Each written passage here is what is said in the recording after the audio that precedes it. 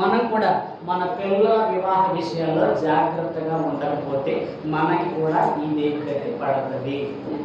మనం మన పిల్లల విషయాల్లో జాగ్రత్తలు తీసుకోకపోతే మనం కూడా ఏదో ఒక రోజున ఏమి మాట్లాడినట్టే మనం కూడా మాట్లాడతాం. ఒక తల్లిగా, ఒక బాధ్యత కలిగినటువంటి తల్లిగా, ఒక బాధ్యత కలిగినటువంటి తండ్రిగా నువ్వు పిల్లలకి ఇగో ఎవరిని పెడితే వాళ్ళని ఇచ్చి వివాహం చేయడానికి వీల్లేదు కొత్త నిబంధన ప్రకారము, బైబిల్ ప్రకారం.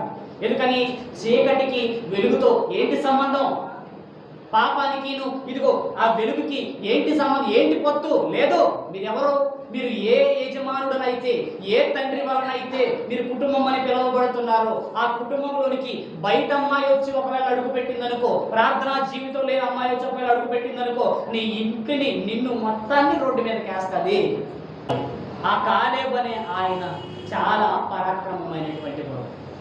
ఎంత పరాక్రమమైనటువంటి వాడంటే యుద్ధం చెయ్యాలన్నా కూడా ఆయన, దేవుని కోసం రంకెలేయాలనుకున్నా కూడా, ఒకవేళ తన జీవితంలో తనకి ఏ నష్టం జరిగినా బాధపడడేమో కానీ దేవుడికి కానీ, దేవుని నామానికి కానీ, దేవుని యొక్క ఆ నామానికి అవమానం జరిగితే తట్టుకోలేనంత గొప్పోడు, రోషం కలిగినోడు కాలేబు. తన కూతురికి పెళ్ళిడొచ్చిందన్న సంగతి కాలేబు గుర్తించి ఎవడికి పడితే వాడికి వాళ్ళ కూతురుని ఇవ్వరా, ఎవడికి పడితే వాడికి ఇచ్చి పెళ్లి చేసి ఇదిగో చేతులు దులుపుకోవాలని మనలాగా. మనం కూడా ఏమనుకుంటాం తెలుసా? ఆడపిల్లకి పెళ్లి చేయడం అంటే ఏమనుకుంటాం? చేతులు దులుపుకోవడం మనకు అలవాటైపోయింది. కానీ కాలేబు గారు అలా ఆలోచించలేదట. ఎలాంటోడు నాకు అల్లుడిగా రావాలో తెలుసా? ఎలాంటోడు నా ఇంటిలో అల్లుడిగా అడుగు పెట్టాలో తెలుసా? ఏ పట్టణాలైతే ఇంకా స్వాధీనపరచుకోకుండా ఉన్నాయో, ఏ పట్టణాలైతే ఇంకా జయించుకోకుండా ఉన్నాయో, ఏ పట్టణాలైతే ఇంకా దేవుడి కోసం రావాల్సినవి ఉన్నావో అవి ఎవరైతే రాబడతాడో అట్టి మగాడికి, అట్టి యోధుడికి, అలాంటి గొప్ప సైనికుడికి నా కూతురినిచ్చి పెళ్లి చేస్తానన్నాడు. ఆ మాట ఈరోజు మనం అనగలమా? ఆ మాట మనం అనగలమా? నా ఇంటిలో అల్లుడిగా అడుగు పెట్టే ఇదిగో నా కూతురికి సాటి అయిన వాడు ఎలా ఉండాలి అని అంటే, నాలాగా రోషం కలిగిన వాడు ఉండాలి. నాలాగా దేవుని కోసం ఎక్కడికైనా రేయనక పగలనక పరిగెత్తేంత ఆ మగతనం ఉండాలి వాడి దగ్గర.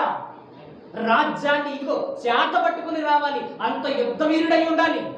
చూసారా, ఒక తండ్రికి కూతురు వివాహం మీద ఎంత గొప్ప ప్లానింగ్ ఉందో చూడండి. మనకేముంటుంది?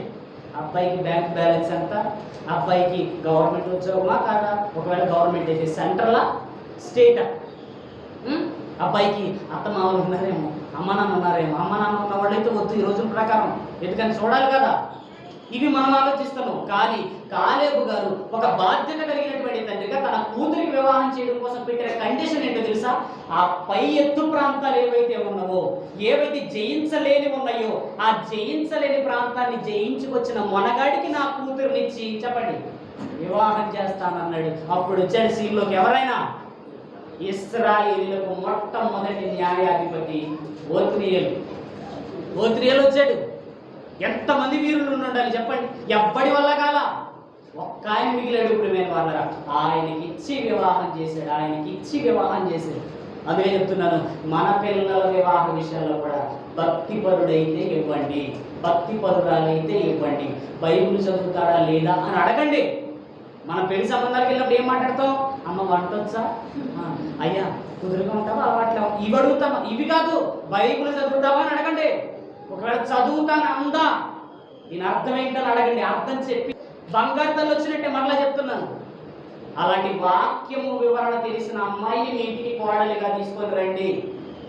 ఎవరిని పడితే వాళ్ళని డబ్బుల కోసం, లక్షల కోసం కనుక ఒకవేళ మీరు కకృతి పడ్డారో, ఆనాడు రెబ్కామకి ఏదైతే గతి పట్టిందో చెప్పండి, హేతు కుమార్తెల వలన నా ప్రాణము విసికినది అని ఎలాగైతే అందో, రేపొద్దున మీరు మీ పిల్లల, మీ కొడుకుల వివాహ విషయాల్లో జాగ్రత్త పడకపోతే జరిగేది అదే.